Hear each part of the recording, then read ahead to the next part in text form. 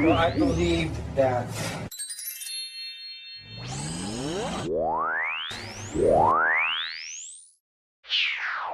so in 2016, it was about October.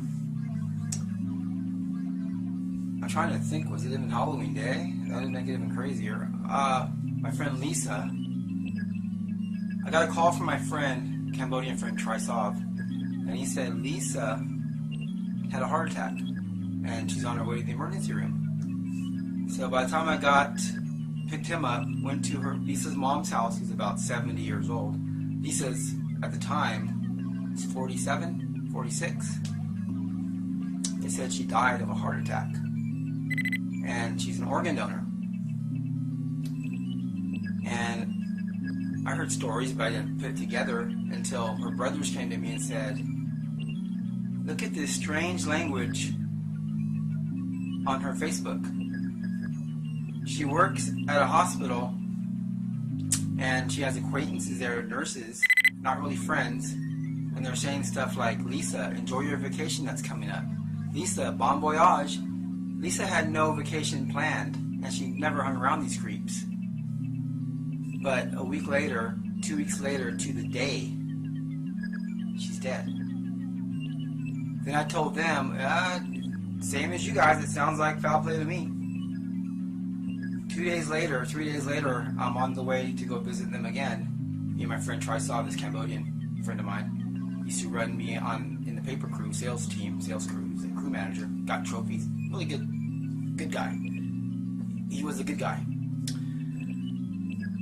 We're at a red light, and this military guy in a truck next to us, a huge truck. He jumps out of his car. I turn back around at him again, and he's already at my car door trying to get in. Then we go through the green light. I turns green. I'm freaked out.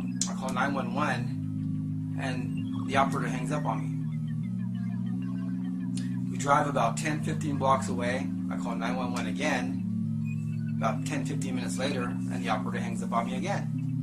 Then we have to go back that direction because we're going to our friend's house, and the guy is still pulled over. Actually, he's cruising toward us actually by now, and he's just going like, "Where's your cops? Like, what's up?" And I call a third time, and they hang up on me again.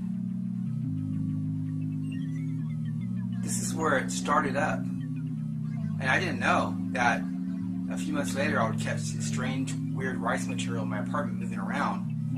And the perps were in these condos here, because when I made a video, I said, I think this stuff's coming from these condos right here. Right when I said that, these huge guys in suits, about 5-6 of them, come running out of the condos onto the platform. They freeze because they see me with the camcorder, and they huddle and they're like, I upload the video to YouTube within a minute. Within 30 seconds to a minute from there, the video just freezes. Then my entire channel froze for 9 hours. I go to a friend's house, and for 3 days, 2 nights, I come back home and I pray to God. I'm terrified, and I feel convicted to look into this weird rice material. But it takes me down the rabbit hole to another strange material. I find out what is going on, which is even worse, that everybody is coming in contact with, that's being delivered by the government. So I go tell my therapist, basically, not even a therapist, it's a counselor I see because of stuff like this. Okay, and I'll just say that I've learned how to see people that are also part alien, as in not 100% human like you and me. She showed me actually, but I think it's because that night they knew I was going to be killed. Because I come back home, there's these 2 huge military guys now in the condos with the smaller guy, and they look at me and they go, and then they walk away. And I'm like, I'm scared. But I forget about it. Day progresses. I do some Michael Jackson dance practicing. I watch my videos. Have a big plate of spaghetti. About to turn the lights off. My brother's staying the night. And I start hearing someone creeping on the side of my studio. I hear leaves cracking underneath some boots. So it goes on for about 30 minutes. I call 911. I'm scared. I'm tired. I'm done with this. Cops come out, and They walk downstairs like they're gonna shine their flashlights after I talk to them, and the bigger guy tells the smaller guy, "Shh, let's go," and they sneak off to their car and leave without even saying goodbye. They don't even shine their flashlight. Then I call again, an hour later, 2 hours later. By now it's about 2 in the morning, 2:30, because someone's still out there. And the gal hangs up on me, 911 operator. So I call a third time, around 3 in the morning. When the phone's ringing to 911, a voice hacks in and goes, "No one's going to help you tonight. You're on your own." And my brother heard that, and he's like, "Whoa!" Now he thinks there's something really creepy going on. Well, he knows, but everything's happening so fast. So then they come out, 5 cops, and I'm so happy to see them. I go down there, I'm excited. They're going to help us. They're going to save our day, or save our night. So we think. And instead of going back behind my studio and shining their flashlight, they surround me and start bullying me, saying I'm crazy, I'm nuts, I'm making this up, I'm causing problems. Finally, after I beg them for 25, 30 minutes, they finally go back there and shine their flashlight, but they won't let us look. They said, "No one's back there, go back upstairs, don't call us again, or you're going to jail." "Can I go somewhere else?" "No, you go back up there to your home. You better be in there." So I go, okay. So me and my brother come back upstairs, lock up. It's about 3:45 in the morning. By 4:15, 4:30 in the morning, we're falling asleep. We're trying to stay awake, but it's hard. We hear a big boom, and then we hear the perpetrator run from our backyard, down our driveway, out into the streets, proving that there was someone back there, and the police knew they had to see him when they shined their flashlight, and they were in on it.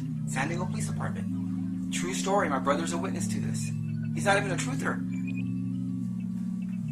So I said, if I survive tonight, which I did, I said, I'm going to go tell all my friends and acquaintances about what's going down, because this is horribly terrifying, terrible.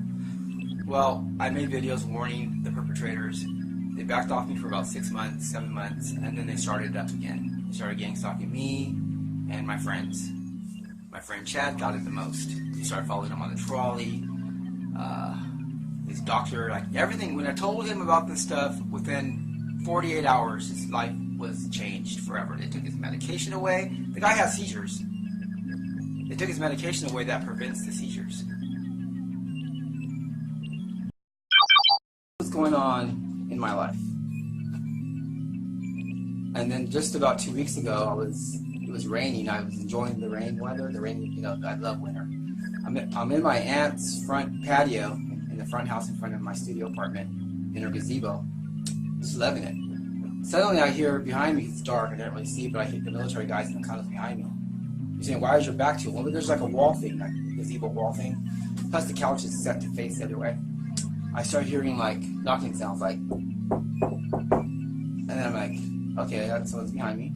And then 4 houses up, I hear the same thing. So they're signaling and they're just letting me know, like, yeah, we're here, we're going to find a way to kill you or frame you or disappear you. We're still on you. You're not getting away. We're coming for you, buddy. We're going to make you look like. And that's what they do. They like to make people look like. And if you have something in your past, like 30 years ago, example, I'll just give you an example. Say I sold marijuana. By the time it gets to the public, I was a meth dealer, crack dealer, the hardest guy in Mexico. That I'm actually here illegal. No, I'm actually from Mars. But that night in the gazebo, cars would go by and they'd turn their lights off, their headlights off, or they're passing my aunt's house and they turn it back on, like over and over and over and over.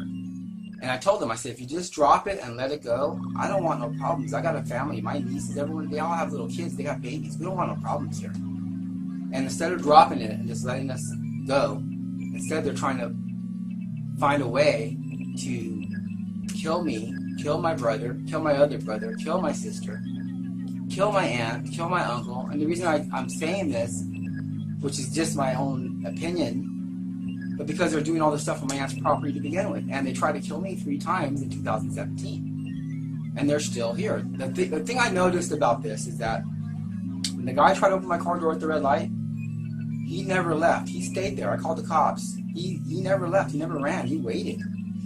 These are signs. The second time when they tried to crawl through my window at night, the perpetrator stayed in the backyard. He never left. He knew the cops were coming. Not once, but twice. He stayed in the backyard. And the third sign is that when I revealed all this to the public, the military people in the condos and the houses across the street, instead of moving out, packing up and letting it go, They moved bigger, tougher guys in. This is their blueprint. This is what they always have been doing. I notice the patterns now, which says it's not over yet. They're coming to do something. What? I don't know. It's something. So I, as a Christian, became a Christian from being terrorized. Changed my entire life around. I was a good guy to begin with, but I wasn't worshiping God. Now I worship Jesus. I'm a Christian. I've been going church to church and just making friends and mingling and letting people know what's going on in my life. Because I'm not used to this. This didn't happen until I was like 46 years old, 47 years old.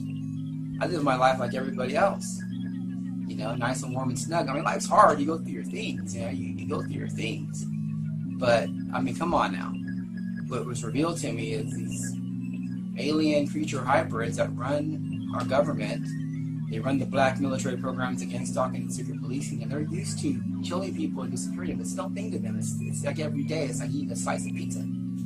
It's nothing new for them. So for me, it's new. So I'm like, you know, it's very, very, very scary. I never saw my future or living my future like this. For every minute of the day, I got to worry about getting shot, kidnapped, killed. This has been going on for almost 2 years now. Well, actually 2 years, but the big information, everything wasn't revealed to me until it was February 2017. So in about 2 months from now, we'll be going on 2 years. I found out some really horrible stuff, what they're doing to everybody, and basically how to see reptilian hybrids. And you think, I just try to make peace. I go, you know what, this stuff's too big for me. I don't want to even know what it is. It's too big. It's too scary. It's too big. I don't want to figure it out. If you guys just leave me alone, back off me, let it go, I'll let it go. I just want to eat my burrito and watch the TV and go back into the Matrix. I'm a Christian now. I'll get people saved. I'll bring people to Christ. I'll minister to people. I'll read scripture to them. But as in the conspiracy stuff, I've done my part. I've done 6 years of research. I made many videos that almost got me killed. Black helicopters from my apartment. Friends are getting stalked. My friends are terrified. You know, I got friends that retired school teacher, CPS worker, a lady that runs the government over in Carlsbad, city workers. I mean, a lot of my friends are good, educated people that are just not used to this bizarre, creepy, gang stalking thing, and they're terrified because if they try to kill me, and now all my friends know what I know, what's going to happen to them, my family? See, and the worst part is we're not saying anything. These are traitors. The military people that live around me are not regular military people. They want people to believe. They want us truthers to believe that we're all alone. And every police officer's in on it. Every military man's in on it, which is a total fabrication. We're in America. Anyone could become a cop. There's a lot of good police, a lot of good military. And those are the heroes. Those are the people that we love and respect. It's the ones that decide that they're above the law. They have a right to murder who they want to murder. They can kill who they want to kill. They can set you up on a crime. That's their power. They got the power to do it, so that gives them the green light. There's no empathy, no moral standards at all. They cross the line, and they don't even think twice. They don't blink. See? They would frame me in a heartbeat, blow my brains out, say I resisted arrest, what I'll never do. And it'll be like walking to the drugstore. It'll be like picking up an ice cream sandwich. For them. Because that's what psychopaths do. See? So I created the Night Chat thing, just like a alien talk show. Everything I say is the truth. It's not a game. It's real. But I know the supernatural stuff is provable. Find me. I can prove it. So that's why I report it.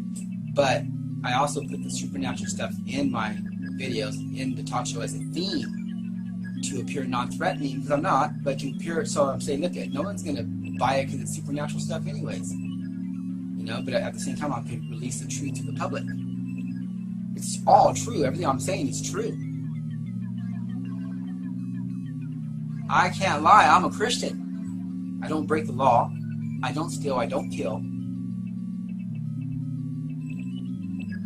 I know when cops come, you can't win them, you can't beat them. I would never, see, I had ideas 2 years ago. They were going to kick my door in, set me up on some fake stuff, and shoot me in the face. Because what I know cannot get out. But then there's a lot of friends and acquaintances that know. Some of them don't know, but they have envelopes in case I vanish. Open them up in May, June, July, whatever. But I'm terrified. This has been horrible. This has been the worst time of my entire life. I never went through anything as scary as this. You see me from where you're at, but you don't know the whole story. It's terrifying. They have all the money. They're running the police. They're running the military. And like I said before, there's a lot of good folks that if they were here, if they knew the whole story, they would be on my side. No questions asked. I mean, there's no doubt in my mind. Let's rephrase that. There's no doubt in my mind. Was I ever a military guy? No. Am I against us invading countries? Yes. Do I think a lot of the military people just shouldn't fall in line and follow those kind of orders? Yes. I think the Constitution should be the law of the land, and when the government goes against the Constitution, it's invalid. Any kind of legislator laws, executive orders that go against the Constitution is non-void. Okay?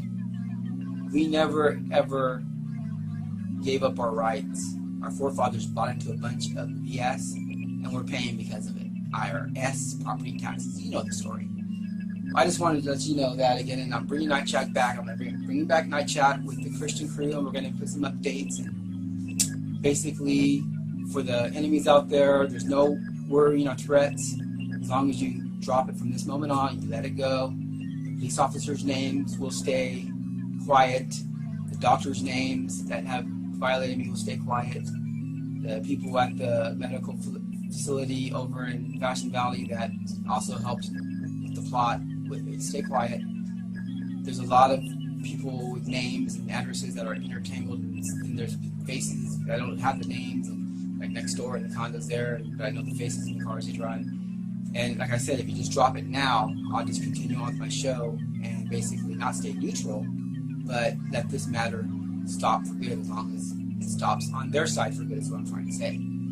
I'm a Christian. My goal is to bring other people to Christ. And that's all that matters to God. God bless you all. Get your heart right with Jesus Christ. He is Lord and Savior. I was attacked by a light demon in 2000. I cried out for Christ. Orb showed up. The room filled up with amazing love. And that told me when I cried out for Christ and He came to save me with the orbs, it showed me that Christ is 100% the real, the only way to God the Father is through Jesus.